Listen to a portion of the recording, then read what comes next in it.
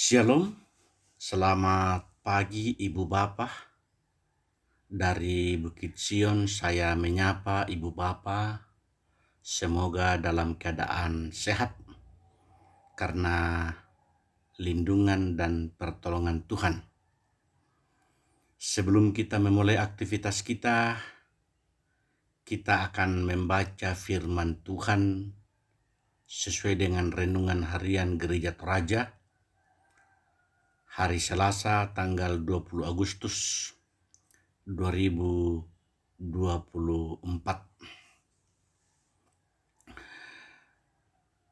Adapun bacaan kita dari 1 Raja-Raja pasal 7 ayat 1 sampai 12.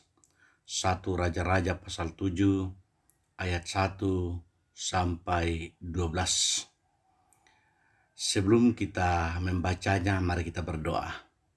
Ya Tuhan, terima kasih Engkau memberikan waktu dan kesempatan bagi kami.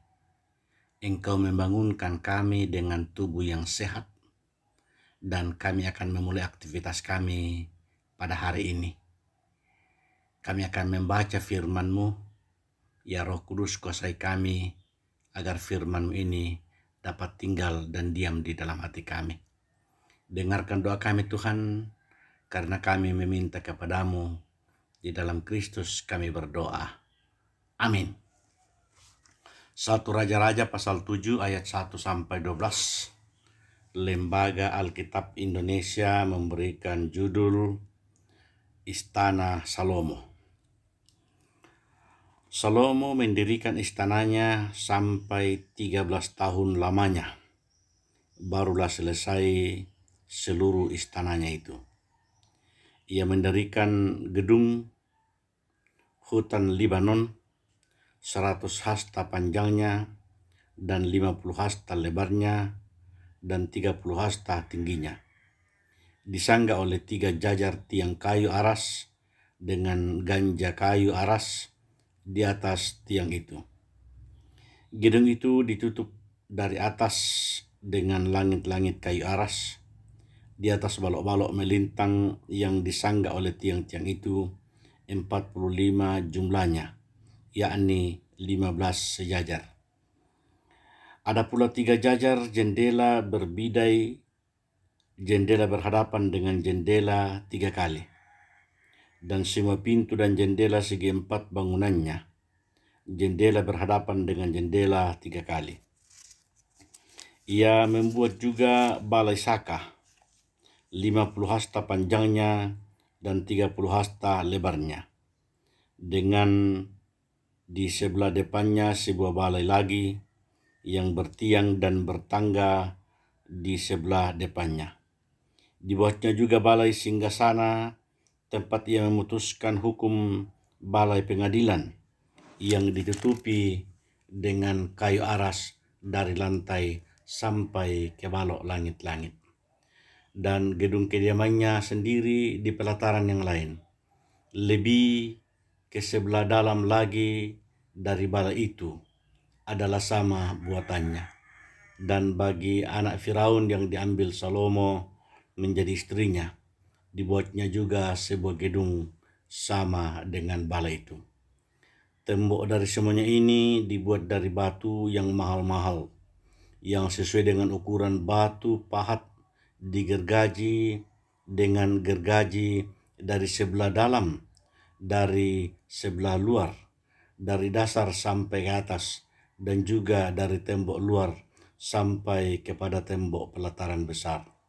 Bahkan dasar gedung-gedung itu dari batu yang mahal-mahal, batu yang besar-besar, batu yang 10 hasta dan batu yang 8 hasta.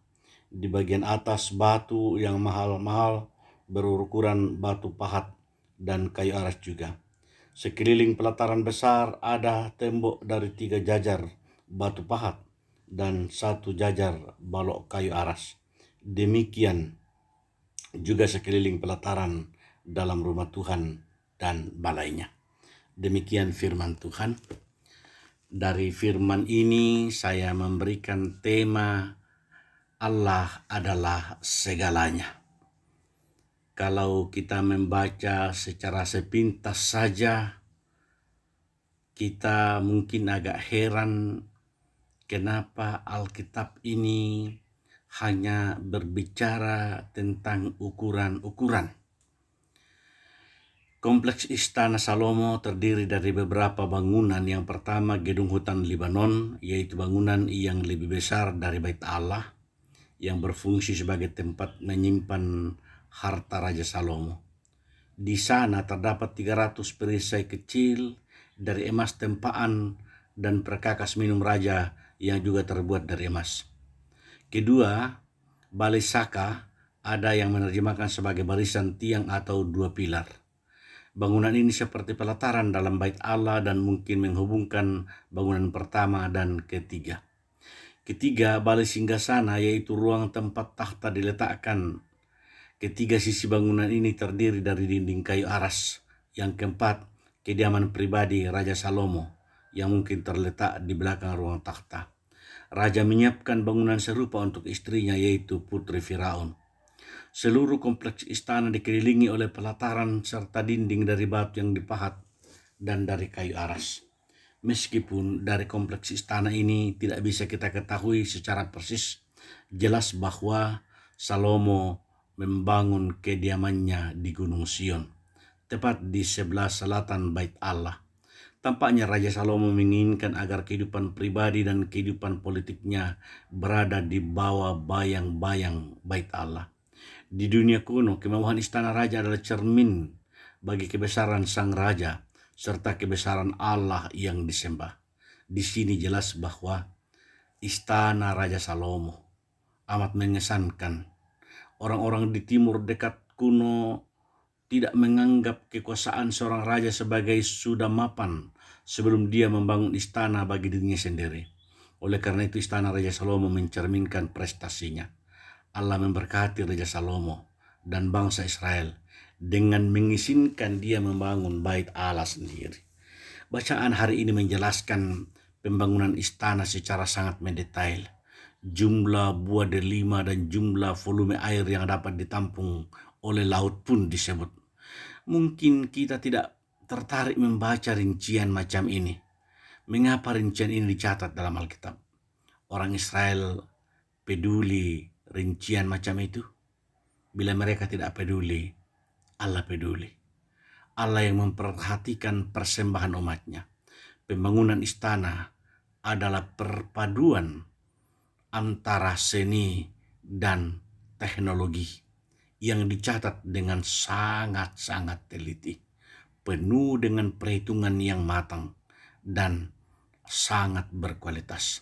Pertanyaannya adalah, apakah kita telah mempersembahkan yang terbaik kepada Tuhan, termasuk menjalani ibadah secara tidak asal-asalan?